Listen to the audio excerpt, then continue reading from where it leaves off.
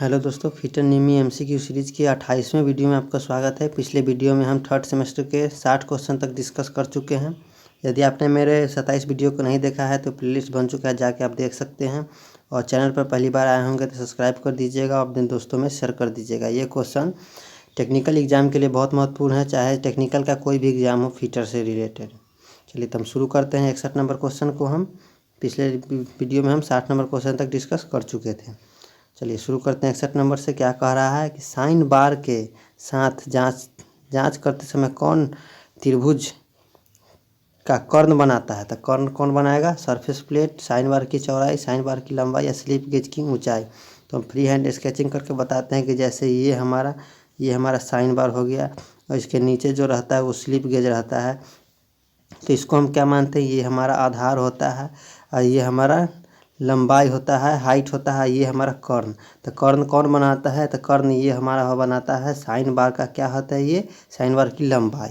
तो option number इसका C correct होगा। चलिए इसका नेक्स्ट क्वेश्चन की ओर चलेंगे हम। क्या कह रहा है 62 नंबर क्वेश्चन? लैपिंग ऑपरेशन में अपघर्षक कंपाउंड को अत्यधिक उपयोग का क्या प्रभाव पड़ता है? लैपिंग ऑपरेशन में अपघर्षक कंपाउंड का अत्यधिक उपयोग से क्या प्रभाव पड़ेगा? ऑप्शन देखते हैं। अशुद्धि का विकास होगा या चमकीले धब्बे दिखाई देंगे या घटक मूवमेंट को बाधित करेंगे या लैपिंग कंपाउंड चिपचिपा होगा। तो इसका आंसर क्या होगा? आंसर डी होगा, अशुद्धि का विकास होगा। ऑप्शन नंबर ए करेक्ट होगा। चलिए नेक्स्ट क्वेश्चन की ओर चलते हैं हम। 63 नंबर क्या कह रहा है कि यदि वर्कपीस की तुलना में लैप कठोर है तो क्या होता है? ऑप्शन देखते हैं। वर्कपीस लैप को काट देगा या एक्यूरेसी प्राप्त नहीं होगी या लैप वर्कपीस को काट देगा या लैपिंग ऑपरेशन उच्च धब्बे बनाने रहेंगे। तो हम बताते हैं आपको कि यदि वर्कपीस की तुलना में लैप कठोर होता है तो हमारा वर्कपीस लैप को ही काट देता है। ऑप्शन नंबर ए करेक्ट होगा। चलिए नेक्स्ट क्वेश्चन की ओर चलते हैं। 64 नंबर क्या कह रहा है कि किस सामग्री का उपयोग छोटे व्यास के लैप बनाने के लिए किया जाता है? Cast iron, aluminium, bronze and zinc या कॉपर एंड ब्रास। तो छोटे सामग्री की व्यास को लैप बनाने के लिए हम सॉफ्ट मेटल का यूज करते हैं, कॉपर एंड ब्रास का। ऑप्शन नंबर डी करेक्ट होगा। और हार्ड मेटल के लिए हम कास्ट आयरन का प्रयोग करते हैं। चलिए नेक्स्ट क्वेश्चन की ओर चलते हैं। सरफेस के देखिए 65 नंबर क्या कर रहा है? सरफेस टेक्सचर मापने का उदाहरण क्या है? ऑप्शन इसका क्वेश्चन ऊपर दिया गया है, ये देखिए क्वेश्चन ये दिया गया है, ये सरफेस टेक्सचर मापने की कौन सी है? ऑप्शन देखते हैं। डायल टेस्ट इंडिकेटर है, इलेक्ट्रिक फर्नेस इंडिकेटर है, इलेक्ट्रिक सरफेस इंडिकेटर है या मैकेनिकल सरफेस इंडिकेटर है। तो हमारा कौन हो जाएगा? ये हमारा ऑप्शन नंबर डी हो जाएगा, मैकेनिकल सरफेस इंडिकेटर।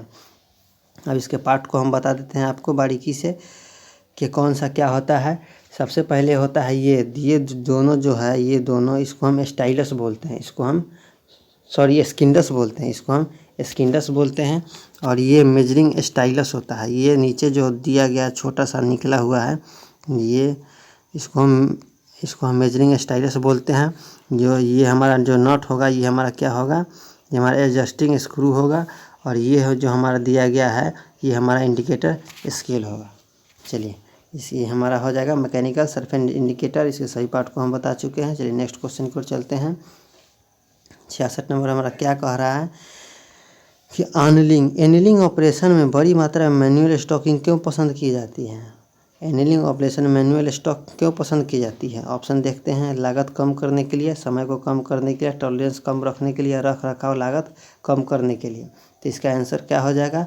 कि सी हो जाएगा, कम टॉलरेंस रखने के लिए एनीलिंग ऑपरेशन में हम मैनुअल स्टॉकिंग पसंद हम इसलिए करते हैं, कम टॉलरेंस रखने के लिए। ऑप्शन नंबर सी करेक्ट होगा। तो नेक्स्ट क्वेश्चन की ओर चलते हैं।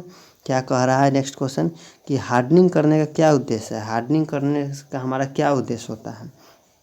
किसी पार्ट्स को हम हार्ड करते हैं, उसका क्या उद्देश्य? ऑप्शन देखते हैं। रिफाइन द स्ट्रक्चर या इंक्रीज टफनेस या इंक्रीज कटिंग एबिलिटी या रिलीव स्ट्रेस एंड स्ट्रेन, मतलब स्ट्रेस और स्ट्रेन को दूर करना। तो इसका आंसर क्या हो जाएगा? तो हार्ड हम इसलिए करते हैं कि दूसरे को काट सके, काटने की क्षमता को इंक्रीज करते हैं। ऑप्शन नंबर सी हो जाएगा करेक्ट। चलिए नेक्स्ट क्वेश्चन की ओर चलते हैं। 68 नंबर क्या कह रहा है कि ऊष्मा उपचार की कौन सी विधि द्वारा किसी जॉब में मशीनीकरण और डक्टिलिटी में सुधार किया जाता है? ऑप्शन देखते हैं। एनीलिंग, हार्डनिंग, टेम्परिंग या नॉर्मलाइजिंग। तो हम आपको बताते हैं कि हीट ट्रीटमेंट का फिर से क्वेश्चन बताते हैं कि हीट ट्रीटमेंट कौन सा वह विधि है जिसमें जॉब में मशीनेबिलिटी और डक्टिलिटी का डक्टिलिटी इंक्रीज होगा। तो कौन सा ऑपरेशन करते हैं, तो हमारा एनीलिंग करेक्ट होगा। और जानते हैं हार्डनिंग काटने के लिए होता है, टेम्परिंग भंगुरता को कम करने के लिए होता है, और नॉर्मलाइजिंग ग्रेन साइज को रिफाइन करने के लिए होता है। चलिए इसका आंसर ए हो जाएगा। नेक्स्ट क्वेश्चन की ओर चलते हैं। क्या कह रहा है कि हीट ट्रीटमेंट प्रक्रिया में फ्लेम हार्डनिंग का क्या नुकसान है। हीट ट्रीटमेंट प्रक्रिया में फ्लेम हार्डनिंग जो देते हैं वो उसका क्या नुकसान है। ऑप्शन देखते हैं। मोर डिस्टॉर्शन, या लॉन्ग हार्डनिंग समय ज़्यादा होता है, या हार्डनिंग की कम होती है, या छोटे वर्क पीस के लिए उपयुक्त नहीं है। तो इसका आंसर क्या हो जाएगा कि हीट ट्रीटमेंट में हम जो फ्लेम हार्डनिंग करते हैं वो छोटे वर्क पीस के लिए उपयुक्त नहीं होता है। हीट ट्रीटमेंट का हम फ्लेम हार्डनिंग कहाँ करते हैं, तो फ्लेम लेथ बेड पर हम फ्लेम हार्डनिंग करते हैं। तो हमारा ये आंसर हो जाएगा डी, क्योंकि छोटे फ्लेम हार्डनिंग का नुकसान यही होता है कि छोटे वर्क पीस के लिए वो नहीं होता है। ऑप्शन नंबर डी करेक्ट होगा। चलिए 70 नंबर क्वेश्चन की ओर चलते हैं कि बेस मेटल पर मेटल की परतों को रोल या लेयर्स खींचने के द्वारा दिए गए धात्विक कोटिंग करने की कौन सी विधि है। तो ऑप्शन देखते हैं। स्पैकिंग, कैटलिंग, इमलाइडिंग या मोल्टेन।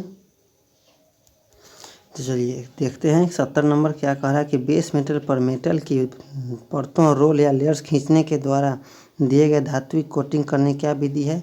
तो ऑप्शन क्या हो जाएगा, स्प्रैकिंग, क्लैडिंग, इमलाइजिंग या मोल्टेन मेटल बात है। आंसर क्या हो जाएगा, क्लैडिंग। हम आपको बताते हैं इसके सारे ऑप्शनों को कि क्लैडिंग होता क्या है। क्लैडिंग एक प्रक्रिया है जो एक बेस मेटल धातु से बना होता है और कोटिंग धातु के परत पर मूल धातु पर रोलिंग या डाइंग करके किया जाता है। उदाहरण स्वरूप के रूप में सिक्के की इस तरह से अधिक महंगा धातु बनाया जाता है। क्लैडिंग करके सिक्के जैसे आदि बनाए जाते हैं। और ऑप्शन देखते हैं स्प्रेइंग क्या है। तो स्प्रेइंग जो होता है इस विधि में धातु पर छिड़काव किया जाता है, धातु पर छिड़काव का उपयोग किया जाता है। इस प्रकार कंप्रेसर से हवा जैसे एक तैयार किए गए सतह पर धातु को पिघला हुआ डायर्स कप छिड़काया जाता है। इस पर छिड़कने का काम होता है स्प्रेइंग पर। और इमेलाइजिंग क्या है, इनेमेलिंग क्या है। तो ये एक प्रकार का इस सतह पर पाउडर छिड़काव होता है। पाउडर छिड़काव का उपयोग 80 से 100 डिग्री तापमान पर इनेमेल पाउडर छिड़काव किया जाता है। यह कहाँ उपयोग किया जाता है, या ग्लास पाउडर और ऊपरी फेस एल्युमिनियम मिश्रण से मिलाया जाता है। तो ये हमारा हो जाएगा मोल्टेन विथ बाथ। तो ये बाथ में क्या जाता है, तो ऑप्शन नंबर इसका क्या हो जाएगा, आंसर हो जाएगा 70 का बी, क्लैडिंग।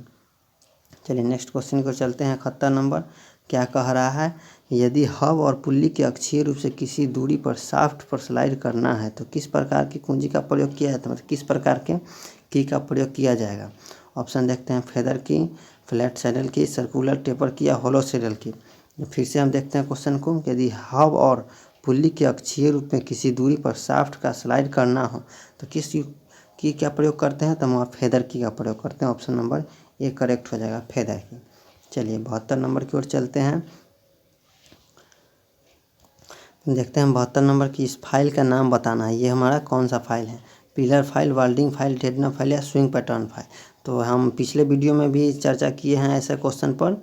सभी फाइलों को हम बुक में ले जाके आपको बताए हैं।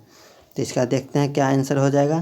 तो ये हमारा कौन फाइल है, तो ये हमारा वेल्डिंग फाइल है। ये हमारा वेल्डिंग फाइल। इसका उपयोग क्या होता है कि संकीर्ण जगहों पर जो होता है ना उसको संकीर्ण जगहों पर फाइलिंग करने के लिए वार्डनिंग फाइलों के किसी पॉइंट टेपर करते हैं और द्विकर्तन फेस द्वारा एकल सिंगल कर्तन बढ़ते हैं। ताला मरम्मत की वेल्डिंग का प्रयोग किया जाता है। और कीवे और वार्ड नॉच फाइलिंग करने के लिए वेल्डिंग फाइल का प्रयोग करते हैं। और पिलर फाइल का कहाँ यूज करते हैं हम, तो पिलर फाइल दोहरा कट फाइल होता है, डबल कट फाइल होता है। और ये सिंगल कट भी डबल कट दोनों कट में उपयोग होता है। यह सुरक्षित बढ़त के साथ लंब चौड़ाई के समानांतर और मोटाई बीच में मोटाई और दोनों तरीके से पतला होता है। चलिए तो इसका आंसर क्या हो जाएगा, ये हमारा वेल्डिंग फाइल है। ये फिगर दिया गया किसका है, तो वेल्डिंग फाइल है। चलिए नेक्स्ट क्वेश्चन की ओर चलते हैं। इसमें पिलर फाइल जो होता है वो फ्लैट क्रॉस सेक्शन का होता है, जिसमें सिंगल कट डालते करते होते हैं। और ये डेटना फाइल जो होता है, डेटना फाइल भी होता है, ये हल्का क्या होता है, ये हम बताते हैं फ्री हैंड स्केचिंग करके आपको। ये फाइल जो होता है ऐसे होता है और ये हल्का ऐसे हो जाके ऐसे ऐसे हो जाता है। और स्विंग पैटर्न फाइल जो होता है हमारा पतला होता है। तो इसका आंसर क्या हो जाएगा, आंसर नंबर बी हो जाएगा, ये वेल्डिंग फाइल है। चलिए नेक्स्ट क्वेश्चन की ओर चलते हैं हम। 73 नंबर क्या कह रहा है, कौन सा नट बोल्ट के सिरे चूड़ियों को नुकसान होने से बचाता है। ऑप्शन देखते हैं कैप नट, कैसल नट, स्लॉटेड नट या नर्ल नट। तो हम जानते हैं कि बोल्ट के सिरे को चूड़ियों को नुकसान बोल्ट के सिरे की चूड़ियों को नुकसान पहुंचाने से बचाने के लिए हम किसका यूज़ करते हैं, तो हम कैप नट का यूज़ करते हैं। ऑप्शन नंबर ए कैप नट कैसा होता है, तो कैप नट जैसे कि ये देखिए ये हमारा नट हो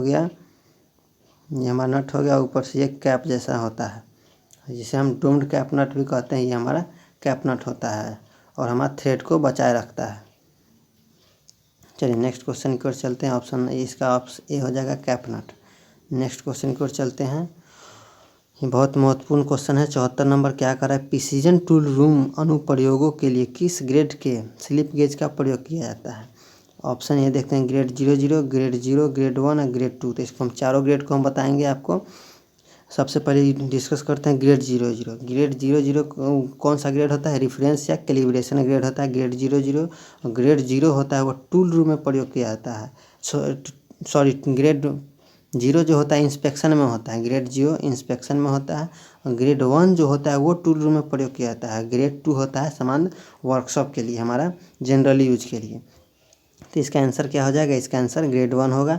फिर से हम बता देते हैं आपको, ग्रेड 00 होगा रेफरेंस या कैलिब्रेशन ग्रेड कहलाता है, ग्रेड 0 इंस्पेक्शन ग्रेड कहलाता है, ग्रेड 1 टूल रूम में यूज होता है और ग्रेड 2 हमारा वर्कशॉप ग्रेड कहलाता है। तो इसका आंसर हो जाएगा सी। सारे ऑप्शन को हम बता चुके हैं। चलिए नेक्स्ट क्वेश्चन की ओर चलते हैं। क्या कह रहा है 75 नंबर क्वेश्चन कि स्लिप गेज ब्लॉक बनाने के लिए किस मटेरियल का प्रयोग किया जाता है। मतलब स्लिप गेज जो बनता है किससे बनता है, टूल स्टील से, लो ग्रेड स्टील से या high grade steel with low thermal expansion या हाई कार्बन स्टील से। स्लिप गेज बनाते की विधि कौन सी हमारा किस मटेरियल से बनता है, तो हमारा option number C high grade steel with low thermal expansion के लिए बनता है, उच्च क्वालिटी के स्टील से। Option number C correct. High carbon steel से नहीं बनेगा, लो कार्बन स्टील से नहीं बनेगा, लो ग्रेड स्टील से नहीं बनेगा। इसका आंसर सी हो जाएगा। चलिए नेक्स्ट क्वेश्चन की ओर चलते हैं 76 नंबर की ओर। चलिए 76 नंबर की ओर चलते हैं। क्या कह रहा है कि महीन अपघर्षक कणों का उपयोग किस फाइल ऑपरेशन में किया जाता है, महीन अपघर्षक कणों का उपयोग किस ऑपरेशन में किया जाता है। Which operation is perform with fine abrasive particles. तो ऑप्शन देखते हैं फाइलिंग, लैपिंग, स्क्रैपिंग और पॉलिशिंग।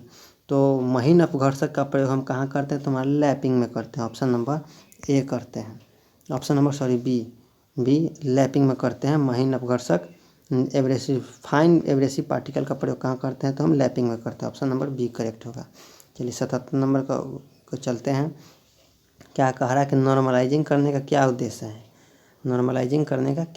है, ऑप्शन देखते हैं काटने की क्षमता जोड़ना या उच्च कठोरता का विकास करना या घिसने के प्रतिरोध को बढ़ाना या स्ट्रेस और स्ट्रेन को दूर करना। तो नॉर्मलाइजिंग करने का हमारा उद्देश्य होता है स्ट्रेस और स्ट्रेन को दूर करना। ऑप्शन नंबर डी हो जाएगा। काटने की क्षमता को जोड़ना के हमारा हार्डनेस हो जाएगा। चलिए इसका आंसर क्या हो जाएगा, आंसर डी हो जाएगा। चलिए नेक्स्ट क्वेश्चन की ओर चलते हैं। 78 नंबर क्या कह रहा है कि स्टील के किस संरचना में 0% कार्बन होता है। ऑप्शन देखते हैं फेराइट, पियरलाइट, ऑस्टेनाइट या सीमेंटाइट। तो स्टील के किस संरचना में 0% कार्बन होता है, तो हमारा फेराइट होता है। ऑप्शन नंबर 1 इसका ऑप्शन नंबर फेराइट होता है, 0% कार्बन होता है। चलिए नेक्स्ट क्वेश्चन की ओर चलते हैं।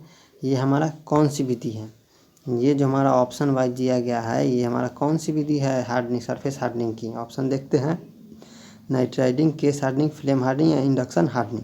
तो ये हमारा कौन सी विधि है, तो ये हमारा इंडक्शन हार्डनिंग है।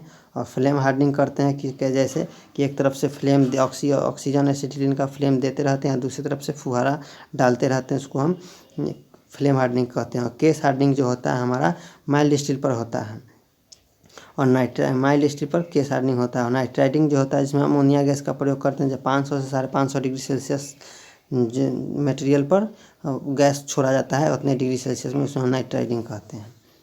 चलिए नेक्स्ट क्वेश्चन 80 नंबर से देखते हैं। क्या कह रहा है कि विच टाइप ऑफ की used of transmission high torque of both direction of rotation. देखते हैं इसका हिंदी ऊपर दिया गया है कि यूनिवर्सल यूनिडायरेक्शन टॉर्क को प्रेषित करने के लिए किस प्रकार की कुंजी का प्रयोग किया जाता है। की का फ्लैट सैडल की, टेपर संग की, वुडरफ की या फेदर की। हिंदी गलत दिया गया है, फेदर की नहीं होगा, ये ट्रांजेटियल की। तो क्या होगा, यूनिडायरेक्शनल टोर को प्रेषित करने के लिए किस कुंजी का प्रयोग करते हैं हम? तो कौन सा की का प्रयोग करते हैं हम? टेंजेंशियल की का प्रयोग करते हैं। ऑप्शन नंबर डी करेक्ट होगा इसका, ऑप्शन नंबर डी। चलिए, तो आज हम 20 क्वेश्चन को डिस्कस कर चुके हैं। यह हमारा 28वां वीडियो था। यदि 27 वीडियो को नहीं देखा है तो प्लेलिस्ट बन चुका है, जाके देख सकते हैं। और पहली बार आए होंगे तो सब्सक्राइब कर दीजिएगा, अपने दोस्तों में शेयर कर दीजिएगा। ये बहुत महत्वपूर्ण MCQ सीरीज चल रही है फिटरनिमी का। ये हमारा देख लीजिए यहाँ 3rd सेमेस्टर का चल रहा है। ये 3rd सेमेस्टर का ये कितना नंबर, 80 नंबर क्वेश्चन तक हम डिस्कस कर चुके हैं। अगले वीडियो में से हम 81 नंबर क्वेश्चन को डिस्कस करेंगे। वीडियो अच्छा लगा हो तो लाइक करें, शेयर करें, सब्सक्राइब जरूर करें, ताकि हमको भी एक मोटिवेट मिल सके। चलिए, वीडियो लास्ट तक देखने के लिए आपका धन्यवाद।